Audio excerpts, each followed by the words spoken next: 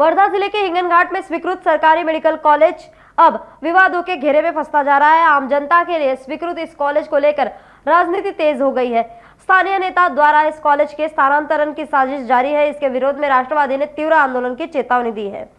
वर्धा जिले में स्वीकृत सरकारी मेडिकल कॉलेज को हिंगनघाट में बनने के लिए हिंगनघाट के नागरिकों की ओर से कई आंदोलन किए गए, लेकिन अब वही सरकारी मेडिकल कॉलेज हिंगनघाट के एक स्थानीय बड़े नेता के माध्यम से वर्धा की ओर स्थानांतरित करने का प्रयास किया जा रहा है, जिसका राष्ट्रवादी युवक कांग्रेस ने जमकर विरोध किया। कॉलेज का निर्माण कार्य हिंगनघाट में जल्द से जल्द शुरू करने की मांग को लेकर आज राष्ट्रवादी युवक कांग्रेस की ओर से उपविभागीय अधिकारी को ज्ञापन सौंपा गया। मांग पूरी नहीं होने तीव्र आंदोलन की चेतावनी राष्ट्रवादी की ओर से दी गई।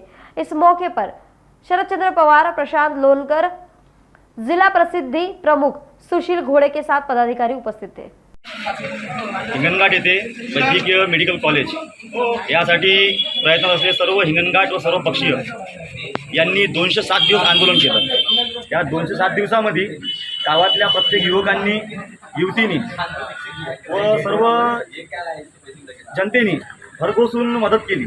पण याच कॉलेजला हिंगणघाट शहरातून काही दूर न्यायचा प्रयत्न, काही षडयंत्र होत आहे। काही उद्योजक म्हणा किंवा राजकारणी उद्योजक म्हणा व त्याच माध्यमातून काही त्यांच्या नातेसंबंधातले जे लोक इथून काही 7 किलोमीटर दूरावर बापूराव देशमुख साखर कारखाना आहे त्या तिथे नेण्याचा प्रयत्न करत आहेत।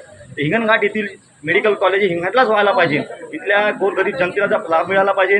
Bus stop, railway station Hinganghat तिथे लगेच लागून आहे, पण इथून न्यायाचा जो षडयंत्र चालू आहे यासाठी आमच्या राष्ट्रवादी युवक काँग्रेसतर्फे सर्वांचा विरोध आहे। या प्रकारे जर षडयंत्र होत असेल तर या षडयंत्राला आम्ही बळी पडणार नाही। या षडयंत्राला कोणत्याही प्रकारचं आम्ही बळजोड देणार नाही। आम्हाला मेडिकल कॉलेज हिंगणघाटमध्येच पाहिजे आणि झालंच पाहिजे। राष्ट्रवादी युवक काँग्रेस मोठं धरण आंदोलन करणार आणि या षडयंत्रामध्ये जे काही राजकारणी, जे आता सत्तेमध्ये असलेले राजकारणी आहे व जे उद्योजक म्हणून त्यांना ओळखले जातात, त्यांचे काही नातेसंबंधी व सगळ्यांनी आजूबाजूला 400 एकर शेती घेतली अशी समोरात माहिती येत आहे। त्या सगळ्या गोष्टी त्यांना फायदा मिळण्यासाठी त्यांनी ह्या सगळं षडयंत्र रचलं आहे। 40 एकरच्या नावाखाली मोठा उद्योजक त्यांचा प्रयत्न आहे। त्यामुळे हिंगणघाट इथे कॉलेज झालंच पाहिजे, हिंगणघाटच्या बाहेर कॉलेज गेलं नाही पाहिजे। आणि आम्ही हे सर्वांना जे उप अधिकारी आहे यांना आम्ही निवेदन करतो, नाहीतर आम्ही मोठ्या प्रमाणात आंदोलन करू असे आम्ही हे करतो। नागपुर समय, गली से दिल्ली तक।